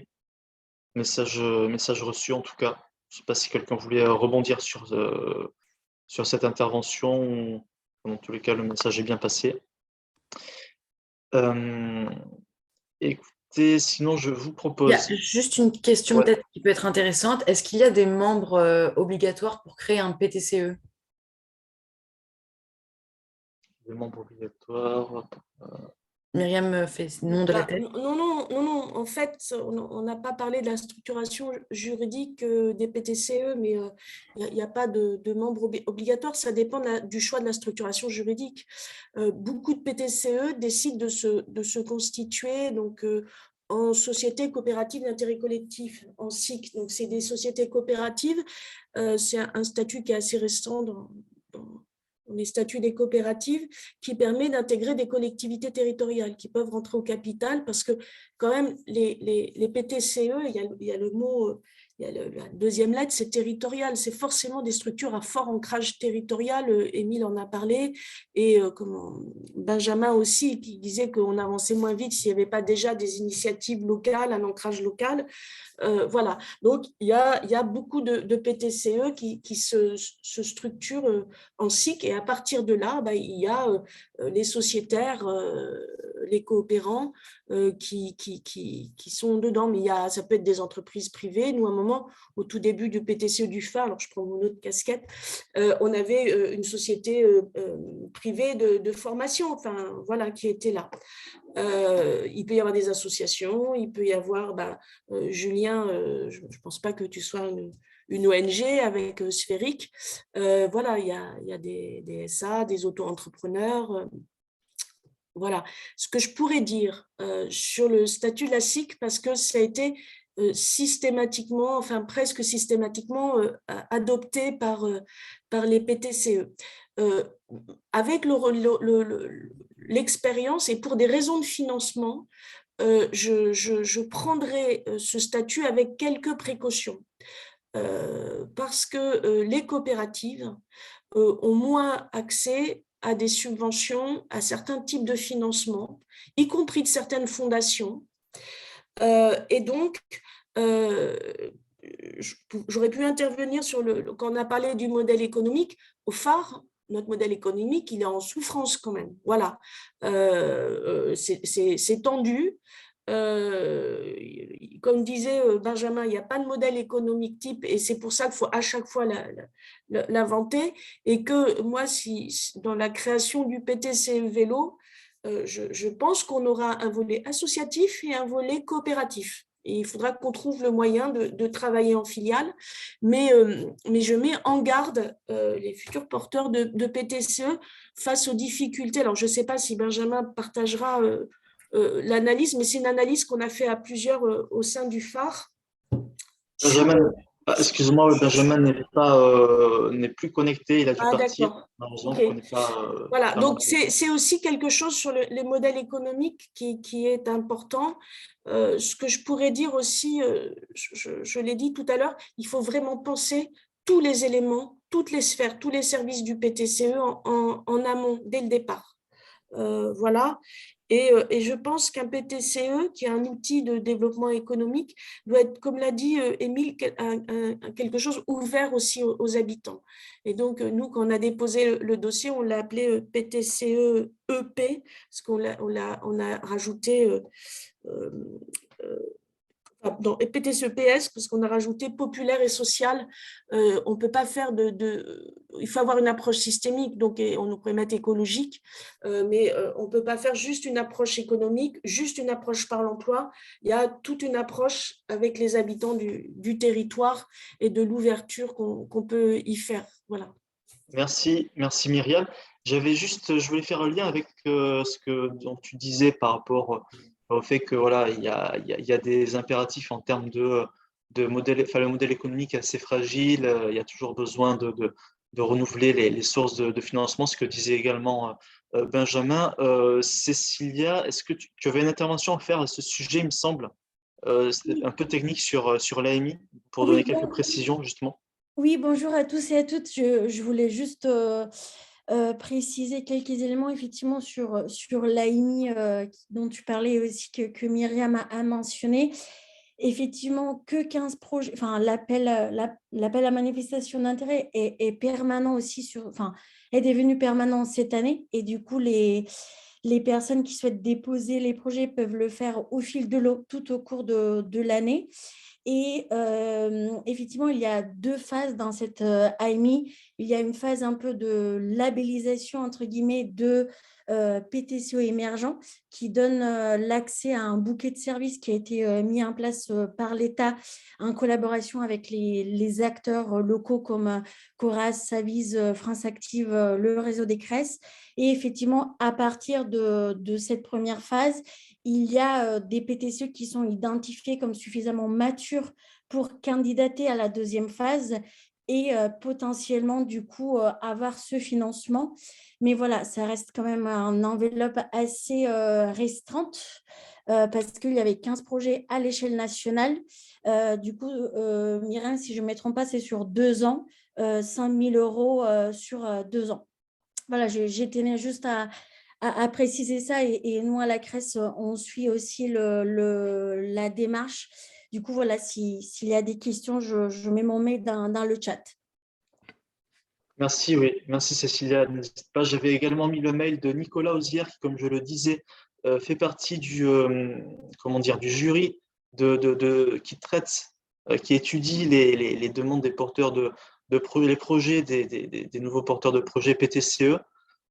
Également, hein, il n'a pas pu être présent aujourd'hui, mais il vous encourage et je lui transmets ces encouragements à le contacter si vous avez toute demande concernant votre projet. Il y a son mail dans le chat. Bon, de toute façon, il vous sera également transmis dans le compte-rendu qui sera envoyé de ce webinaire, tout simplement. Et celui de Cécilia sera également ajouté, bien entendu. Erika avait une question, si je ne m'abuse, j'essaie de la retrouver. Elle demandait si les PTCE pouvaient répondre à des marchés réservés.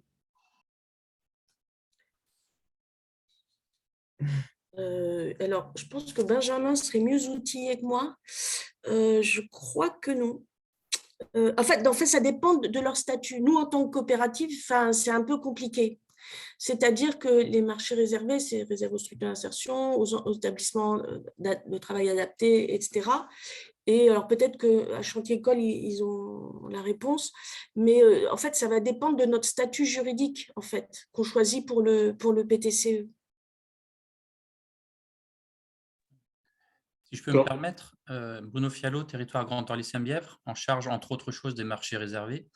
Les coopératives peuvent postuler à des marchés réservés. La condition est que dans ces coopératives, il y ait des IAE. Voilà, et forcément. Alors là, je parle de marchés réservés insertion ou des entreprises adaptées qui soient membres de la coopérative. Par contre, sur le troisième volet, le marché ESS, nous, on n'en fait pas et je pense qu'on n'en fera pas. Et très, très peu de territoires et de villes vont en faire parce que ce n'est pas sympa de lancer une initiative innovante, ESS, et au bout de 3 ans, de se dire on ne peut pas continuer. il y a un blocage là, juridique, on ne veut pas relancer. Il faut ensuite qu'on remette sur le marché, donc au large, au bout de 3 ans, l'expérimentation. Ce qui est problématique, à moins que dans l'expérimentation, on y intègre tout de suite une IAE ou une EA pour qu'ensuite ce marché se transforme en marché réservé. Mais si on le passe ensuite dans un marché courant, classique, avec une mise en concurrence globale, on met en danger l'expérimentation, surtout si elle est positive et qu'elle montre une réalité. Voilà, on va pas. L'objectif, c'est de ne pas se mettre en danger.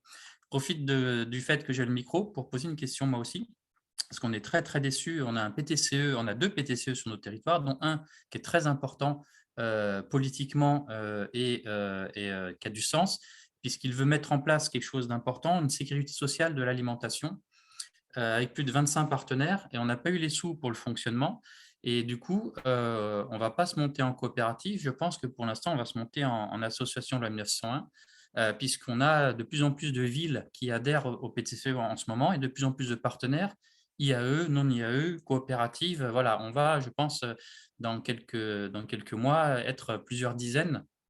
On va vraiment vers une cinquantaine de partenaires. Ça fait beaucoup, beaucoup de monde, et y compris des citoyens, des associations de citoyens de quartier, parce qu'on va monter différents supermarchés coopératifs dans différentes villes, presque un supermarché coopératif par ville, en lien avec des paysans, des producteurs, et au-delà. Et donc, il y a aussi, nous aussi, on réfléchit par filière et on va développer ces filières, et on a aussi notre filière vélo. Alors, il faudra voir comment pour que les PTCE ne se fassent pas concurrence, puisque je vous l'informe, nous, on monte une usine de pièces détachées de vélo avec un gros Fab Lab, avec une université, avec plein de partenaires. Et donc, il ne faudrait pas que tout ça, ça s'entrechoque et qu'on se fasse… Il y a déjà la concurrence du privé. Et donc, si on veut que le modèle économique tienne pour tout le monde, il faut bien se répartir et être cohérent sur les territoires pour que ça fonctionne, et éviter que l'effet domaine… il y a eu un temps, c'était les kebabs partout. Avant, c'était les photocopieurs, les copies machin partout. Maintenant, c'est les boîtes à vélo partout. Attention à ce que ça tienne la route. D'autant plus que, par exemple, si je vous parle de la filière textile, qui est une autre filière dans laquelle on s'engage, les supermarchés comme Auchan viennent de faire une expérimentation sur 50 de leurs magasins avec de la friperie, et ils viennent de se rendre compte que ça monte très très vite, ça prend, et que c'est 20% de leur vente de vêtements, voire même de la friperie de bonne qualité, de meilleure qualité que leurs propres vêtements, leur marque à eux neufs, et que ça prend. Donc du coup, toute la filière IAE du textile et du réemploi va être dans quelques mois, quelques années en danger, puisqu'on va être en concurrence directe avec Auchan, qui va acheter directement ce vêtement chez un gros collecteur des Pays-Bas qui a ses bases à Vernon, je ne sais pas où, en France, là où vont toutes les friperies, et qui vont prendre évidemment toute la masse de vêtements. Et donc, ça va mettre en danger aussi bien la friperie d'Emmaüs que Bis Boutique et tous les autres.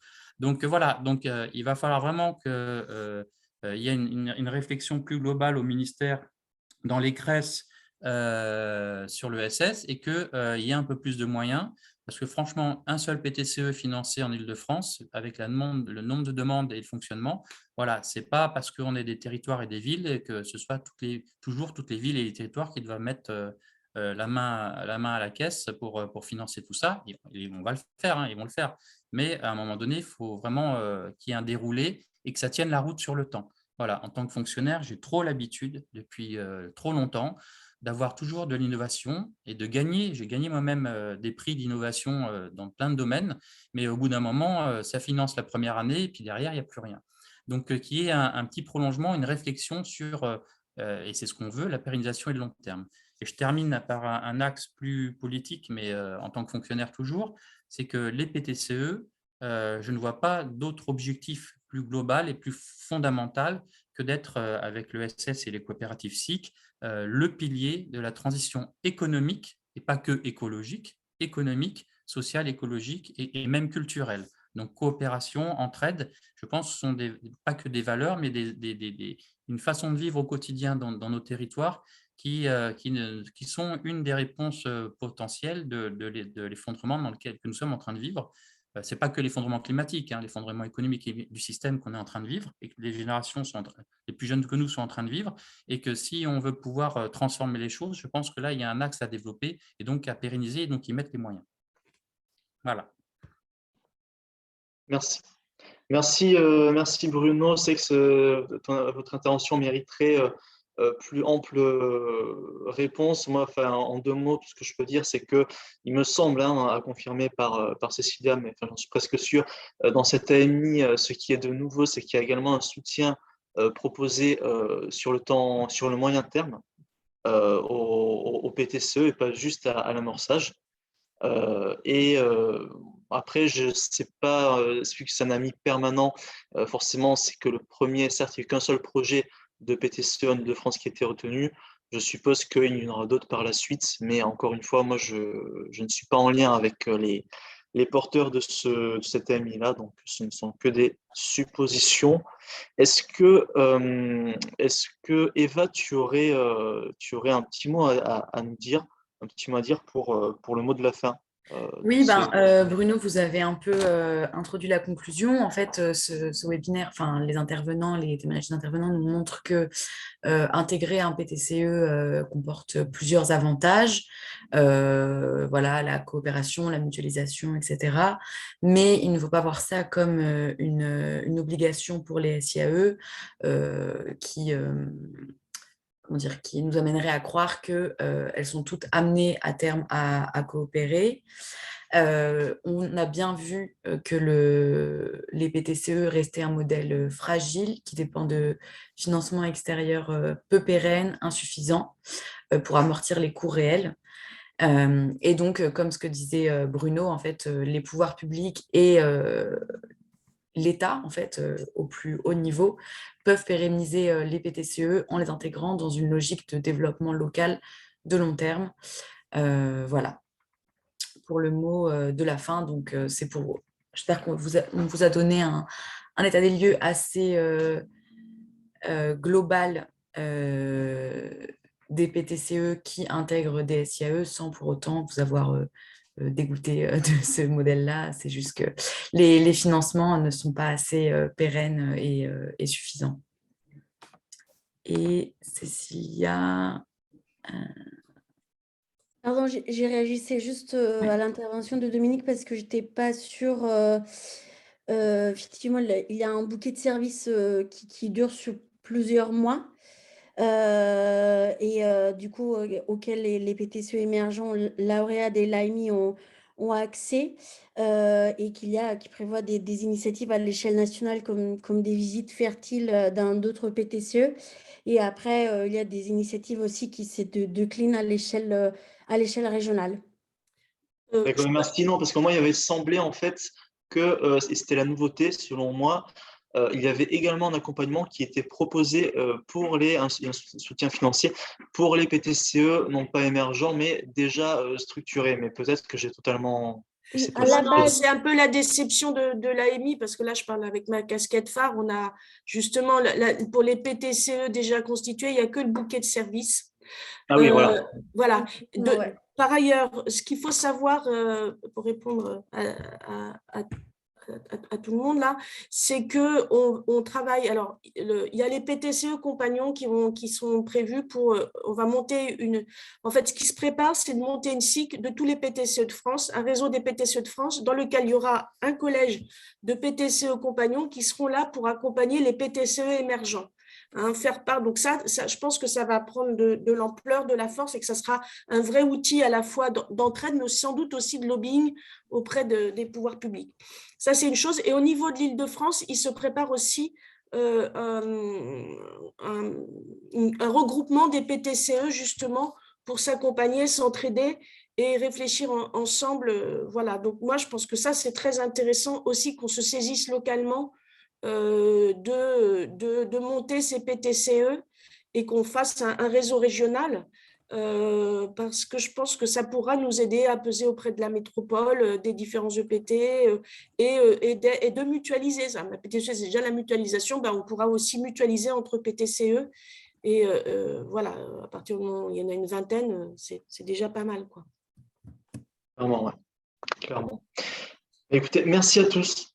Merci beaucoup pour votre participation. Comme vous voyez, on a un peu dépassé, mais bon, ça en valait la peine. Je pense que même si on a vu plus de temps pour continuer à débattre là-dessus, ça aurait été bien.